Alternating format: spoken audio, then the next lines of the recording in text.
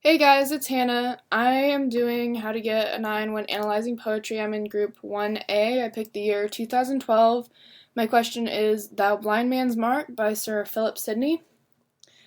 First, we're just going to start off with the prompt. It says, in the following poem by Sir Philip Sidney, the speaker addresses the subject of desire. Read the poem carefully, then write a well-developed essay in which you analyze how poetic devices help to convey the speaker's complex attitude toward desire. I highlighted the subject of desire, complex, and toward just to give you a reminder that the speaker is addressing desire. You're going to be writing about desire, and it's not just attitude, it's complex. There are going to be multiple factors that come into play here. I defined poetic devices, complex attitude, anapest, dactyl, and a couplet. Poetic devices are tools that a poet can use to create rhythm, enhance a poem's meaning, or intensify a mood or feeling. What I have in parentheses here are a few of the examples. So, complex attitude is basically consisting of many different and connected parts. That's complex, and attitude is a settled way of thinking or feeling about someone or something. I couldn't find the exact definition of complex attitude put together, so I just took the two and you guys can figure out the rest. Anapest consists of two unaccented syllables in an accented one right after it, such as comprehend or intervene. Now, dactyl is the reverse of anapest. It's a stressed syllable followed by two unstressed ones, such as fluttering or blackberry. A couplet is two rhymed lines together that may or may not stand alone within a poem. And now I'm just going to go over the tipcast sheet, but the thing that I have here is these are the bullet points. This is basically what's on the tipcast sheet itself, and you guys can read those, but I'm just going to go through what I have written down on my sheet. So for the title, most people know thou is an English pronoun for you. It's also second person singular. That becomes important later on towards the shift. It's considered largely archaic, but it's used in northern England and by the Scottish. Knowing about the origin of thou helps derive an idea of where the poet's from, and I checked to make sure, and Sir Philip Sidney is English from the Elizabethan age. As for the use of blind, it's usually used in literature to symbolize figuratively seeing things that others can't, like in Oedipus Rex. So something to keep in mind is the title says Thou Blind Man's Mark, but there's a footnote and it says that mark means target, so the literal definition of the title is You Blind Man's Target. Now for paraphrase, what you're going to want to do is you can read one of these bullets. Your paraphrase should have exactly the same number of sentences that the poem has. Now, this poem in particular has only 2 sentences. If you have 2 sentences, then that's great. I feel like if you went a little bit more, like I did, that's okay too. You just get a little bit more in depth. Now, when Sidney writes thou or you, he's addressing the concept of desire. Band of All Evils, Cradle of Causeless Care shows or represents the poet's disdain for desire.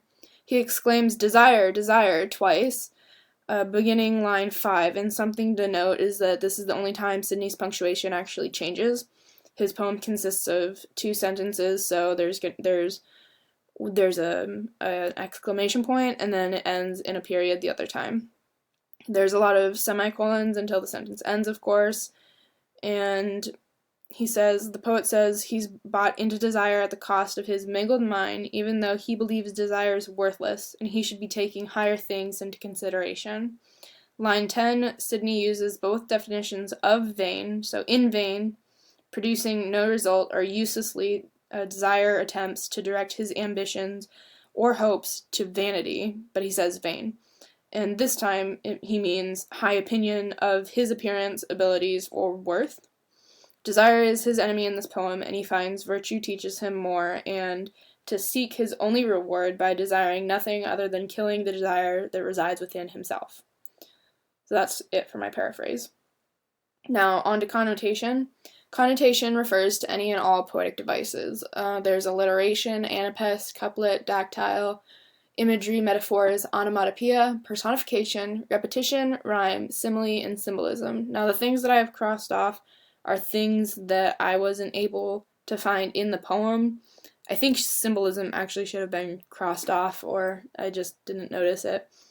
So, just to go down the list and keep it relatively simple, because there are many more poetic devices. As you'll notice, they're mostly also are literary terms, but I'm going to keep myself on track and go down the list. So, alliteration, there's line 2, he says fond fancies, and then line 3, causeless care.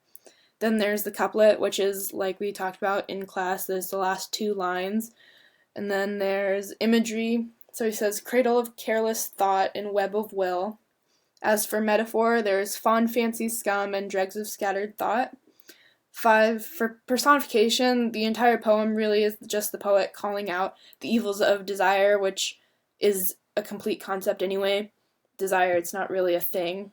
So, personification, basically the whole poem. As for repetition, he refers to desire using thou 7 times. He says in vain twice to start sentences. And then the one phrase is too long, so repetition. Rhyme, there's snare, care, where, prepare, lines 1, 3, 6, and 8, 2, 4, 5, 7, 9, and 12, end in thought, wrought, bought, brought, sought, and taught. Lines 10, 11, 13, and 14, there's aspire, fire, hire, and desire. So that's it for rhyme. And like I said, I think symbolism should have been crossed off. That's my bad. So as for attitude, I personally thought that the first 4 lines sounded really accusatory. The poet's describing desire as something fools give way to. It's evil, and once you've given way to it, you're caught in its web, so he writes. He exclaims desire twice, then admit he himself is bought into desire, and that's when the tone kind of shifts from accusatory and hopeless to triumphant and more brazen about overcoming desire and wanting nothing but how to kill desire. So as for the shift, there's a couple of key words to look out for. There's but, yet, however, and although, and like I brought up before, the punctuation does change too, so that's when mostly the tone changes. And I feel like there are actually 2 main hints at the poem, but as for the tipcast sheet, it says but and yet, and then on the 9th line in this poem, it actually does begin with but yet, and it combines those 2, so that you're meant to look out for, so it kind of makes it pretty easy and obvious to tell where the shift is. Another tell that's a little less obvious is that Sidney's use of hast and hath changes. Hast, like thou, is second person singular and means have. After the but yet on line 9, Sidney uses hath for have, which is the third person singular use of have. So there's line 9's beginning with the keywords, and then there's also hast in line 7 changes to thou in line 12. And then you're going to go back to the title. You're going to look at it on a more interpretive level after analyzing everything.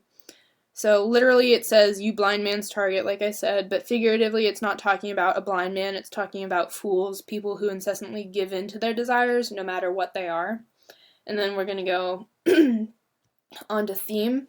So I think this poem has a satirical undertone. It's really attacking and overcoming human folly, which in this case to the poet is the attitude people have when stricken with desire, though Sidney's writing about how he himself is overcoming desire quite slowly.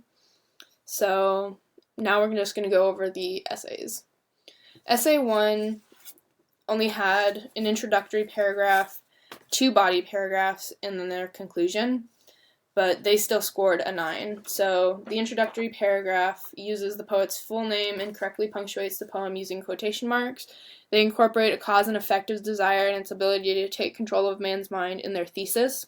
They bring in good textual evidence using one-worded quotes most often, but they do bring in a longer one later on in their argument.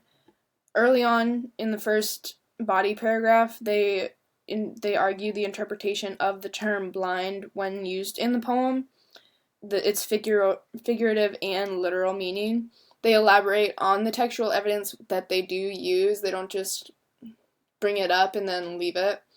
They bring in adjectives such as hefty, passionate, and malevolent. They use literary terms like personification and repetition. They begin their second paragraph with however, demonstrating their writing's transition, and they use it to incorporate the poem's shift. And then they also use strong doing verbs like personifies, endows, and laments. So in order to score a 9, you have to offer a persuasive analysis of Sidney's use of poetic devices in order to convey the speaker's complex attitude toward desire, which is just answering the prompt, but doing it in a persuasive way. That's why I highlighted the term persuasive. They offer a range of interpretations. They provide convincing readings of both complex attitude and the use of poetic devices. They demonstrate consistent and effective control over elements of composition in language appropriate to the analysis of poetry. They have apt and specific textual references. I didn't know what apt was, so I included the definition here in case anybody else didn't know. Though these essays may not be error-free, they do offer perceptive analysis. So, they demonstrate writing that's clear and sophisticated, like I said, especially persuasive in scoring a 9. What I noticed here when reading the essay 1 was it wasn't only persuasive, it was actually kind of inspiring to read. So, I mean, just something to take note. You don't have to go above and beyond, but you do have to at least be confident in what you're writing. So as for essay 1B, reading through this was a little awkward. Most of the writing was unclear, though it was organized. They start off their introductory paragraph with a rhetorical question, which I found quite unnecessary, though they do clearly answer the prompt. They don't divert or anything. It's just very straightforward answering the prompt. Their use of literary terms are things like apostrophe, metaphor, imagery, and anaphora. Now, some of the quotes here were I found a little awkward to read. Sidney personifies desire and addresses his problems to desire himself. That seems a little unclear because of how many pronouns there are. And he uses he says, he calls, he gives, he describes, he takes. He's very dependent on starting sentences off with he says or like any of those other ones. So by assigning to desire human thoughts and actions, just reading that out loud, it sounds a little awkward in itself. I underlined himself because he does use it twice in 2 sentences. Like I said, very dependent on pronouns. It's just a little awkward. He has an opportunity to use more short quotations, like one-worded quotes, but he doesn't. Sometimes he does, but he does forget once or twice where he could have used quotes that might have helped. He slips into past tense in the second and third paragraph, something that the essay 1A did as well, only once though. Like essay 1A, he does use, however, to begin his transition to point out Sidney's shift in the poem. He also wrote Sidney uses. I feel like he could have just used utilizes or employs, just make that uses a little bit stronger. And he uses adjectives like concrete, monstrous, heroic, thoroughly personified, and alluring. So as for scoring a 7, which he got, you have to offer a reasonable analysis of the prompt, so answer the prompt reasonably. It's less thorough or precise in their discussion of attitude toward desire and the poet's use of poetic devices. Like I said, he used a lot of pronouns, so it made some things awkward or a little confusing, so less precise. Demonstrate your ability to express ideas clearly. This he did do, though. He referenced the text. Like I said, he could have used a little bit more quotes when possible. I mean, he had the ability to do so. He just probably forgot to put quotes around some words. Doesn't exhibit the same level of effective writing as the 8 or 9. Present better developed analysis and more consistent command of elements of effective composition than essays which score a 6, which he clearly did if he got a 7. So this has been my PowerPoint on how to score a 9 on poetry. So thanks for watching.